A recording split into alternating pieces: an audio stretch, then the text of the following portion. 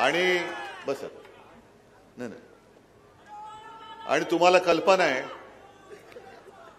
मगाशी विमानतळावरनं येताना मी मिरजेसाठी एक बाईट दिला कारण मिरजेला मी आता जाऊ शकत नाही पण आपल्या जरा थांब ना रे बाबा जरा थांब ना थोडं मला वाजवू दे ना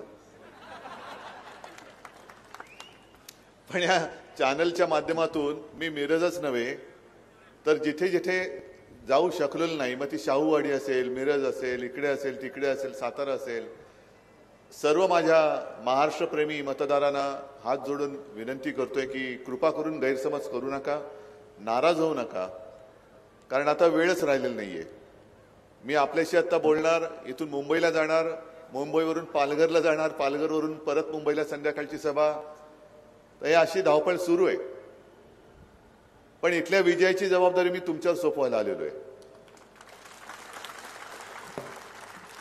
कारण हे आता खूप झालं गद्दारी गद्दारी किती गद्दारी आणि पाटणची गद्दारी म्हणजे मला नेमकं कळतच नाही जी काय ते कारण सांगतायत की कोण म्हणतं उद्धव ठाकरे म्हणजे शिवसेना ही काँग्रेस सोबत गेली म्हणून आम्ही गद्दारी केली मग इथे जे लुटमार मंत्री आहेत लुटमार मंत्रीच ना नाही ते पालकमंत्री कसे पालकच जर का खायला लागले तर ते लुटमार मंत्री आहेत तर त्या लुटमार मंत्र्यांना मी विचारतोय अहो तुमचे आजोबा काँग्रेसमधूनच मंत्री होते मग तेव्हा तुम्हाला काय दिसलं नव्हतं काँग्रेसचं काय झालं मग त्याच्यानंतर काँग्रेसमध्ये यांना कोणी विचारे ना म्हणून आपल्याकडे घुसले कळपामध्ये आपल्याला पण दया आली कारण बाळासाहेब देसाई आणि आपले शिवसेना प्रमुख यांचे ऋणानुबंध तेव्हा होते म्हणून घेतलं पण आपल्याला काय माहित की असा लुटमार करणारा करंट असेल आपण मंत्री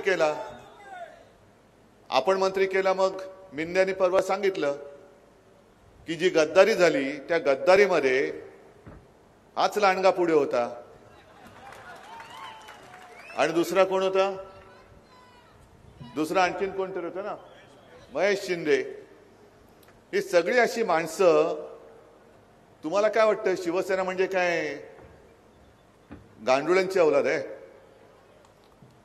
म्हणजे शिवसेनेने मंत्री केलं तेव्हा शिवसेनेत आता गद्दारांबरोबर जाऊन गद्दारी करून तिकडे मंत्री होणार तर तिकडे म्हणजे जो करेल मला मंत्री त्याचा होणार मी वाजंत्री बस वाजंत्री वाजवत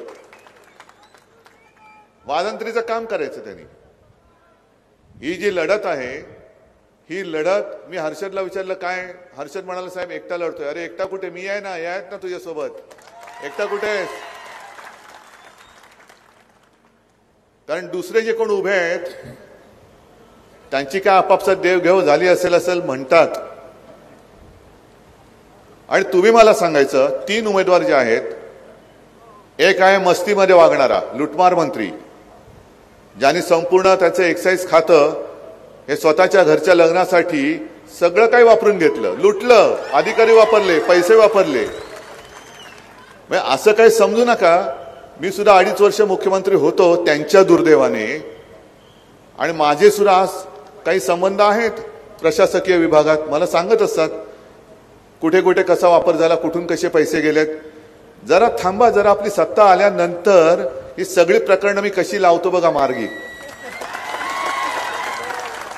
कशी मार्गी लावतो बघा एका बाजूला मस्तीत राहणारे हे लुटमार मंत्री आणि दुसऱ्या बाजूला प्रतिस्पर्ध्याचा आव आणणारे आता नुकतीच दिवाळी झाली आणि दिवाळीमध्ये एक ती जाहिरात फक्त त्या दिवाळी आली काच येते उठा उठा दिवाळी आली मोती स्नानाची वेळ झाली उठा उठा निवडणूक आली लोकांकडे जायची वेळ आली असे 2 उमेदवार आणि आपला हा तिसरा हर्षद जो दिवाळी असो काही असो तुमच्या सुखदुःखासाठी आणि तुमच्या व्यथा सोडवण्यासाठी सदैव तुमच्यात आणि रस्त्यावरती उतरणारा आपला हा हर्षद तुम्ही निवडायचंय तुम्हाला नुसतं मोती साबण लावायचंय पाकिटात नाही येईल साबण की दिवाळी आली हो आता उठणं लावा, दिवाळी झाल्यावर मग झोपून जा. म्हणजे त्या दिवशी सकाळी उठायचं अभ्यंग स्नान आणि दुसऱ्या दिवशी दुपारी झोपून राहायचं निवडणूक झाली की. तर ही अशी माणसं ही आजपर्यंत ह्या दोघांकडेच तर सत्ता होती ना. आणि आपणच सगळेजण त्यांना, आपण म्हणजे मी एकूण पाटणविषयी बोलतोय, निवडून देत आलो. मग तुमच्या आयुष्यात काय बदल झाला? किती रोजगार आले इकडे? जे काय आपत्तीग्रस्त आहेत, दरडी कोसळल्या, त्यांची घरं गेली, त्याच्यामध्ये पुनर्वसन किती लोकांचं झाले? कामाची टेंडर किती निघाली? पैसे खाल्ले गेलेत, कामं का नाही झाली? याचं उत्तर कोणाकडेच नाहीये. कारण त्यांना जाब विचारणार कोणी नाहीये. आणि हर्षद, आता तू बोलताना एक वाक्य मला आवडलं की शिवसैनिक एकदा भिडला, शिवसेना एकदा नडला की काय करतो ते बघा, ते या निवडणुकीत कळेल. आजपर्यंत या सर्व हिंदू हृदय सम्राट शिवसेना प्रमुखांच्या शिवसैनिकांनी केवळ आणि केवळ शिवसेनेचा आदेश, शिवसेना प्रमुखांचा आदेश म्हणून ही ओझी आपल्या डोक्यावरती घेतली होती. आज मी तुम्हाला सांगतोय की ही डोक्यावरची ओझी उतरवा आणि हातामध्ये पवित्र भगवा घेतलेला हर्षद आणि दुसऱ्या बाजूला अमित हे निवडून विधानसभेमध्ये पाठवा. आज मी तुम्हाला सांगतोय, पैसे उधळले जातील. मी जिथे जिथे जातोय सगळे उमेदवार मला सांगतात, साहेब तयारी खूप छान आहे, लोकांचा प्रतिसाद जोरात आहे, पण पैशाचं काय करायचं? म्हटलं हेच तर लुटमार मंत्री मी म्हणतो ते एवढ्याचसाठी. लुटलेत, पैसे लुटलेत, तुम्हाला लुटले, महाराष्ट्र लुटलाय. आणि त्या लुटीचे पैसे आत्ता आपल्याला वाटून पुन्हा पुढच्या लुटीसाठी हे त्याची तयारी करतायत. इथे सुद्धा तुमच्याकडे कदाचित होर्डिंग लागली असतील, मुंबई आणि परिसरात लागले. केले काम भारी, लागले का? तसं नाही, केले लूट भारी, आता पुढची तयारी. लूट भारी केलेली आहे आणि आता पुढची तयारी. आणि पुढची तयारी म्हणजे काय की संपूर्ण महाराष्ट्र गुजरात आणि अदानीच्या चरणी वाहून टाकायचा. आणि अशा या लाचार बूटचाट्या लोकांना आपण नुसतं मत नाही, आपलं आयुष्य आणि आपला महाराष्ट्र हा त्यांच्या हातात देणार आहोत परत. आहे हर्षद निवडणुकीला उभे आहेत, अमित उभे आहेत, हार जीत होत असते. पण ही जीत आणि हार कोणाची आहे हे पहिलं लक्षात घ्या, हे पहिलं समजून घ्या. हारणं किंवा जिंकणं हे होत असतं. निवडणूक आल्यानंतर कोणतरी जिंकतं, कोणतरी हारतं. पण इकडे कोणीतरी नाहीये, अख्खा महाराष्ट्र आहे. हारला तर हर्षद किंवा अमित नाही, अख्खा महाराष्ट्र हरेल. आणि जिंकला तर हर्षद अमित नाही, अख्खा महाराष्ट्र जिंकेल. कोणाला जिंकवायचंय तुम्ही ठरवणार आहात. सगळं काही उचलून तिकडे नेत आहेत, ओरबाडून नेत आहेत. महाराष्ट्र माझा ओरबाडतायत, आपला महाराष्ट्र ओरबाडतायत. आणि आपण नुसतं थंडपणाने त्यांच्याकडनं जे काही येईल ते घ्यायचं आणि पुन्हा ओरबाडा, अजून ओरबाडा. एवढंच ओरबाडलंय, आता लय भारी, आणखीन भारी ओरबाडायचं त्यांना. आता गेल्या 5-10 वर्षामध्ये त्यांची मस्ती मला आठवत आहे ना. सुरुवातीला जेव्हा हे धेंड शिवसेनेमध्ये आलं तेव्हा कसं होतं, म्हणजे आता तुम्ही जे म्हणताय की आता वाकणं झुकणं सगळं सुरू आहे. पण दुर्दैवाने पुन्हा निवडून आले तर असे ताट होतात की सरळ उचलायचं आणि घेऊन जायचं, एवढे ताट होतात. नाही म्हणजे कार्यक्रमाला, बाकी तसं माझा काय उद्देश नव्हता ताट होण्याचा. नंतर मग तुम्हाला ओळखत नाहीत. आता पाया पडतील मावशी, आजी, काका, मामा, आजोबा. आणि नंतर झाल्यावर मग हडफूड करणारी ही लोक ज्या वेळेला तुमच्या समोर येतील त्यांना विचारा की आज सुद्धा माझ्या मुलाला नोकरी का नाही, मुलीला नोकरी का नाही, शिक्षण का नाही मिळत, उद्योगधंदे महाराष्ट्रामध्ये या पाटणमध्ये का नाही आणले, काय उत्तर आहे. आणि तुम्हाला काय वाटतं, ज्या मिंदेनी शिवसेनेशी गद्दारी केली त्याला सगळं दिलं होतं, यांना सुद्धा मी दिलं होतं. मी होम मिनिस्टर केलं होतं यांना. आणि तो होम मिनिस्टर आदेश बांदेकर सरकारने आदेश तर आपलं काम करतोय, याला होम मिनिस्टर केलं. यांनी त्या होम मिनिस्ट्रीचा दुरुपयोग केला, पोलीस खातं वापरलं आणि गद्दारांना पळून जायला मदत केली ढोकळा खायला. का रे, तुला आमचं काय इथलं गरम पडतं जेवण, रस्सा तिखट असतो, तुला काय त्रास होतो की काय, की सुरतेला गेलास डायरेक्ट ढोकळा खायला, तिकडनं गुवाहाटीला गेला. मग तुला जर का माझ्या महाराष्ट्राचं जेवण पचत नसेल तर तू गुजरातला जाऊन राहा, महाराष्ट्रात येऊन निवडणूक लढवूच नको ना. जा तिकडे ढोकळा गाठ्या शेव फाफडा खात राहा तू. पण नुसतं ढोकळा नाही खात, आता महाराष्ट्र खात आहेत. मी जिथे जिथे जातोय तिकडे सगळीकडे एकच नाव, महाराष्ट्र कोणाच्या घशात घातला जातोय, मुंबई कोणाच्या घशात घातली जाते, तुम्ही सांगा जरा जोरात. मग इथपर्यंत तुमच्या ह्या सगळ्या गोष्टी तुमच्यापर्यंत आलेल्या आहेत. मुंबई तर मी अदानीच्या घशात काढलीच समजा तुम्ही, मी नाही गिळून येणार. त्यांचे 4-5 दिवस राहिलेत, एकदा का 23 तारखेला निकाल लागू दे. अदानीच्या घशात घातलेली मुंबईच नाही तर महाराष्ट्रातले बाकीचे जे काही प्रकल्प जे घातलेत ते मी अदानीच्या घशातनं काढून पुन्हा माझ्या महाराष्ट्राला देईन. मी प्रचाराची सुरुवात केली, कोल्हापूरच्या अंबामातेचं दर्शन घेतलं आणि KP पाटलांच्या प्रचाराला गेलो राधानगरी. आणि माझ्या ध्यानीमनी नव्हतं, मी व्यासपीठावरती बसलो होतो, उमेदवार बोलतायत आणि बोलता बोलता ते पटकन बोलून गेले, साहेब आमच्या इथलं पाणी सुद्धा अदानीला विकलं. मी चमकून बघितलं, अरे मला वाटलं फक्त मुंबई ह्याना दिलेली आहे, तर कोल्हापूरचं पाणी, तिथलं पाणी सुद्धा अदानीला दिलंय. विदर्भामध्ये गेलं, चंद्रपूर म्हणजे कुठे आला जिल्हा, जसं आपण चांदा ते बांदा म्हणतो, म्हणजे 2 टोकाची टोकई ठिकाणं.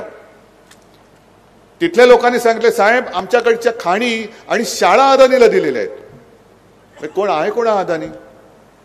मग इथे सुद्धा जे काही शेतकरी असतील, अरे बाबांनो, उद्या तुमच्या सातबाऱ्यावरती जर अदानीचं नाव यांनी जोर जबरदस्ती लावलं आणि ह्या लुटमार मंत्र्यांनी अदानीकडनं पैसे खाऊन जर तुमचं नाव त्याच्यावरती लावलं तर तुम्ही दात कोणाकडे मागणार? कारण सरकार त्यांचं असेल. बसलेत 2 शेठ लोक तिकडे, हे दोघही जण त्यांच्यामुळे हे मातलेत. आणि आपलं सरकार का पडलं? उद्धव बाळासाहेब ठाकरे यांचं सरकार का पडलं?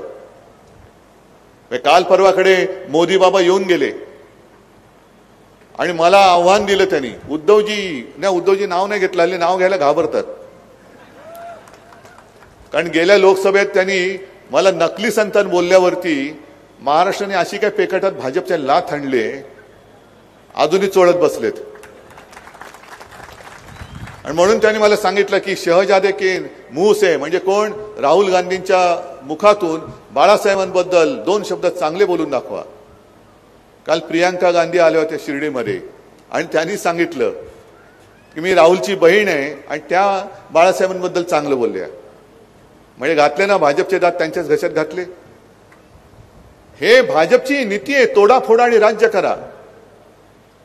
त्यांनी सरकार गद्दारी करून का पाडलं? तर त्यांना महाराष्ट्र लुटायचा आहे, महाराष्ट्र लुटायचा होता आणि तो मी लुटू देत नव्हतो. म्हणूनच यांनी पहिला घाव घातला तो आपल्या शिवसेनेवरती घातला. कारण शिवसेना ही हिंदू हृदय सम्राटांनी महाराष्ट्राच्या, मराठी माणसाच्या, भूमिपुत्रांच्या न्याय हक्कासाठी लढण्यासाठी म्हणून तिचा जन्म दिला. आणि या मिंदेना कळत नाहीये, जी भाजपची नीती आहे वापरा आणि फेकून द्या. आज म्हणजे या निवडणुकीतच अमित शहा बोललेत की येत्या निवडणुकीत देवेंद्र फडणवीस पुन्हा मुख्यमंत्री होणार. चालेल का रे बाबा तुम्हाला? तुम्ही त्याने काहीतरी प्रेमाने नाव दिले, काय नाही, त्याला नाव काय दिलंय? काय बुज? टरबूज. बरोबर ना? टरबूज नाही, टरबूज करायचं ते. आता यावेळेला जसं ते सिंगम पिक्चर आहे ना, आता माझी सटकली, आता तुझी वेळ आली, असंच सांगायचं, तर ते पुन्हा मुख्यमंत्री होणार. मग मिंदेना म्हणा तुझा उपयोग संपला, तुझी दाढी धरतील. आणि या लुटमार मंत्र्याला सुद्धा सांगा की अरे कशाला तू करतोय चाळे, कारण तुला आता कोण विचारणार नाहीये. भाजपने आधीच 160 उमेदवार उभे केलेले आहेत. जसं आपल्याकडे याने एक अपक्ष उभा केला आपल्या हर्षदला पाडायला, हे नाटक आहे, हे नाटक आहे. इकडे काँग्रेसची लोक आलेत, त्यांना मी धन्यवाद देतोय, राष्ट्रवादीचे आले असतील त्यांनाही धन्यवाद देतोय. पण जर कोणी आलं नसेल तर त्यांना मी सांगतोय, अरे आम्ही गद्दारांच्या विरुद्ध लढतोय आणि आपल्यात गद्दारी करणाऱ्यांना तुम्ही मत देताय, तुम्ही त्यांना मदत करताय.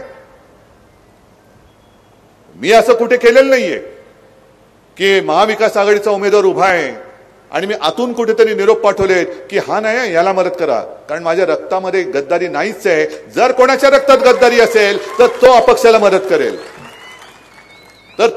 मदत करेल, मग फरक काय?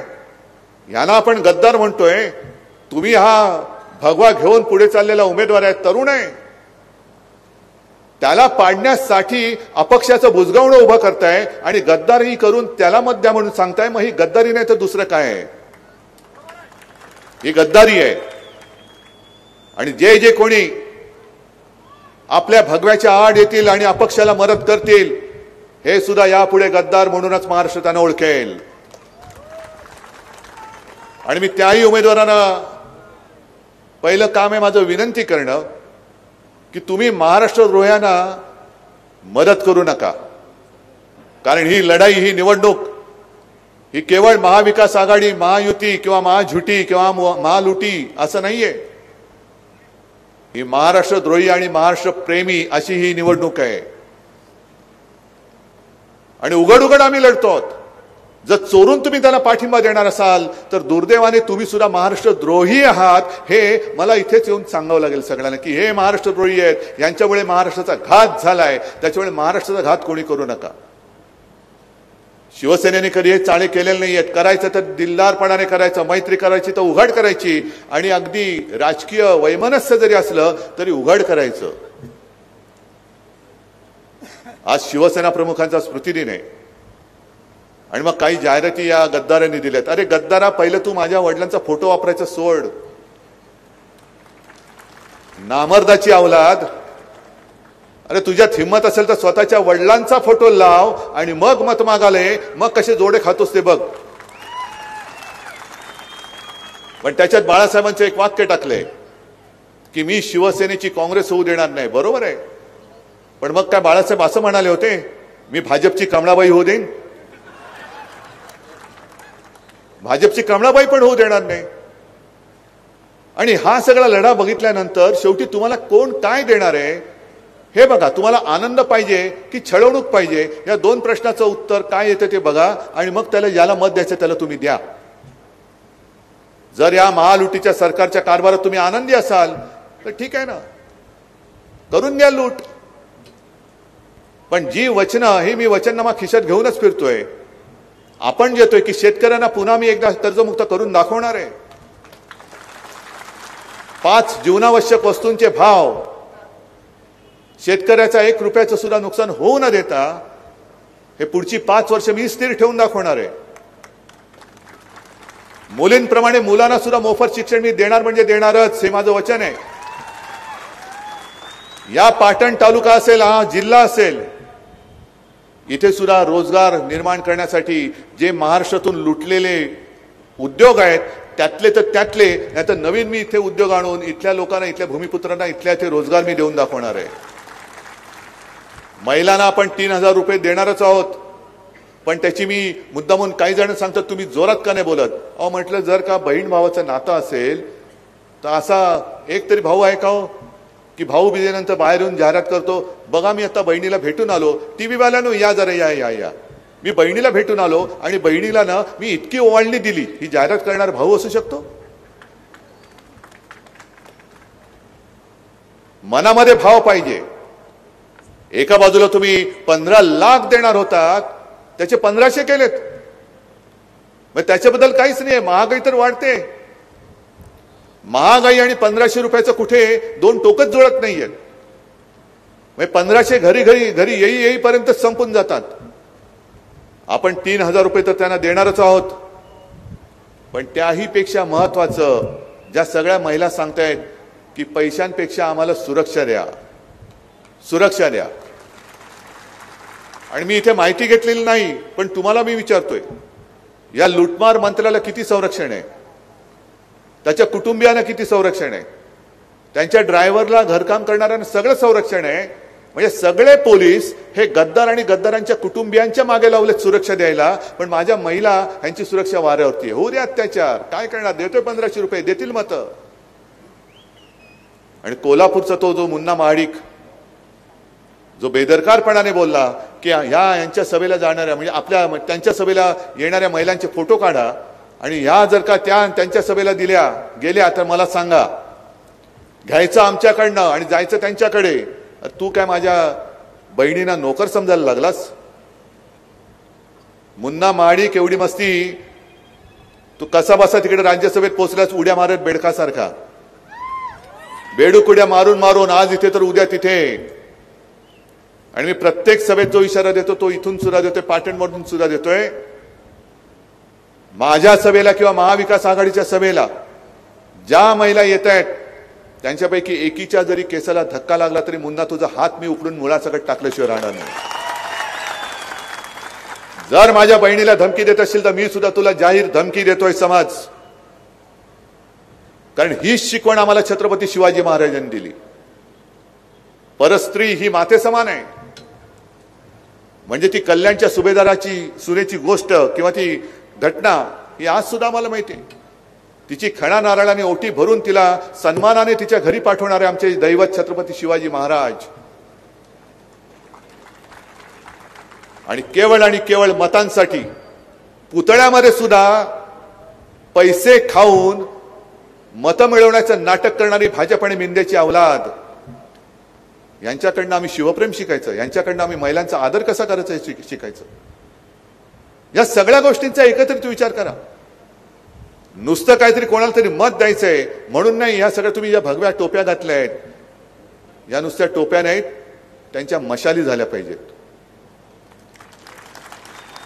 काही जण मला विचारतात की का हो तुम्हाला आता ही मशाल निशाणी कशी वाटते. म्हटलं या काळामध्ये तीच योग्य निशाणी आहे. जो अन्याय उघड उघड आमच्यावरती केला गेलेला आहे, निवडणूक आयोगाकडनं केलाय. आमचे सरन्यायाधीश चंद्रचूडजी हे निवृत्त झाले पण अजून निकाल लागत नाहीये. 2 वर्ष सगळे झाले, काय खरं आणि काय खोटं सगळं बोललेत खूप, पण निकाल कुठे. आणि मग निवृत्त होता होता त्यांनी जे एक बाहेर स्टेटमेंट केलं की राम मंदिराच्या वेळेला काय करावं कळत नव्हतं, मग मी यमाई देवीच्या दर्शनाला गेलो आणि यमाई देवीने मला बुद्धी दिली. अहो चंद्रचूड साहेब, तुम्ही आम्हाला आधी सांगितलं असतं ना, तर आम्ही तुमच्याकडे येण्याच्या ऐवजी आम्ही यमाई देवीच्याच मंदिरात गेलो असतो. कशाला बसलात तुम्ही होता तिकडे. पण हा सगळा जो काय गोंधळ चाललेला आहे, हे संविधान बदलणं नाहीये का? संविधानच्या विरोधातलं वागणं नाहीये का? आम्ही जे काय सांगत होतो लोकसभेत, हा धोका अजूनही गेलेला नाहीये. यांना ही ताकद ही मुळापासून उखडून टाकण्याची आता गरज आहे. लोकसभेला संपूर्ण महाराष्ट्राने एक दणका दिलाय, विधानसभेला तर तुम्हाला द्यावाच लागेल. पण त्याच्यानंतर जिल्हा परिषद येईल, ग्रामपंचायत येईल, जिथे जिथे भाजप आणि मिंदेचे उमेदवार उभे असतील, हे मुळासकट उखडून या महाराष्ट्रातनं हे तण जे आलेलं हे उचलून फेकून द्या. तडीपार करा, तिकडे गुजरातला द्या, नाही तर गुवाहाटीला फेकून द्या. मला बोलायचं झालं तर खूप काही बोलता येईल, पण अजून 2-3 सभा आहेत. मधले प्रवास जे आहेत ते फार त्रासदायक असतात, कारण मला दिसत असतात समोर बसलेली लोक आणि मी पोहोचू शकत नाही. काल सुद्धा नाही म्हटलं तर माझ्या 4 सभा झाल्या. ठाण्याच्या सभेला रस्त्यानेच चाललो होतो, गचके खात म्हणजे एवढी कॉन्ट्रॅक्ट काढले त्यांनी, कोणालाही सोडलेलं नाहीये. ठाणा, मुंबई, पाटण असेल, कुठेही असेल, नागपूर जा, कुठेही जा, पुलाचं कॉन्ट्रॅक्ट, बोगद्याचं कॉन्ट्रॅक्ट, ह्याचं कॉन्ट्रॅक्ट, त्याचं कॉन्ट्रॅक्ट, काम शून्य. मुंबई गोवा रस्ता अजूनही होतोय. नितीन गडकरी बोलले होते की असा रस्ता बनवेन की 200 वर्ष खड्डाच होणार नाही. मला तर असं वाटतं की पहिलं 200 वर्षामध्ये रस्ताच होणार नाही, आणि मग 200 वर्षानंतर खड्डा पडलाय की नाही पडलाय हे बघायला ना गडकरी असणार ना आपण असणार. अच्छे दिन आएंगे, ठीक आहे. तर ह्या सगळ्या गोष्टीचा आपल्याला आता निकाल लावायचा आहे. आणि त्याच करता मी मुद्दामून तुमच्यासाठी इकडे आलेलो आहे. मुद्दामून मी माझ्या पाटणमध्ये आलेलो आहे. मुद्दामून मी माझ्या सातारकरांसाठी आलेलो आहे, मिरजेसाठी आलेलो आहे.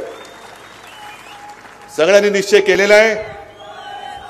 निश्चय केलाय का? मग तुम्हाला ही 2 मस्तवाल घराणीशाही पाहिजे का साध्या घरातला तुमच्यासाठी कधीही हाकेला ओ देणारा हर्षद आणि अमित पाहिजे हे तुम्ही सांगायचंय. कोण पाहिजे? दोघांची निशाणी काय? जोरात. विजय नक्की. चला मग मी तुम्हाला वचन देतो, जी वचनं मी तुम्हाला आता दिलेत आणि हर्षद, अमितजी, जी वचनं तुम्ही आपल्या माध्यमातून जनतेला दिलेत ती पूर्ण करण्याची जबाबदारी मी घेतो. ही जबाबदारी कुटुंब प्रमुख म्हणून घेतो. आणि ही सगळी वचन पूर्ण करायची असतील तर तुम्ही मला एकच वचन द्यायचं की या दोघांनाही विजयी करून विधानसभेत पाठवायचं. धन्यवाद. जय हिंद, जय महाराष्ट्र. धन्यवाद साहेब. यानंतर आभारासाठी सुरेश नाना पाटील, माननीय अध्यक्ष पाटण तालुका शिवसेना.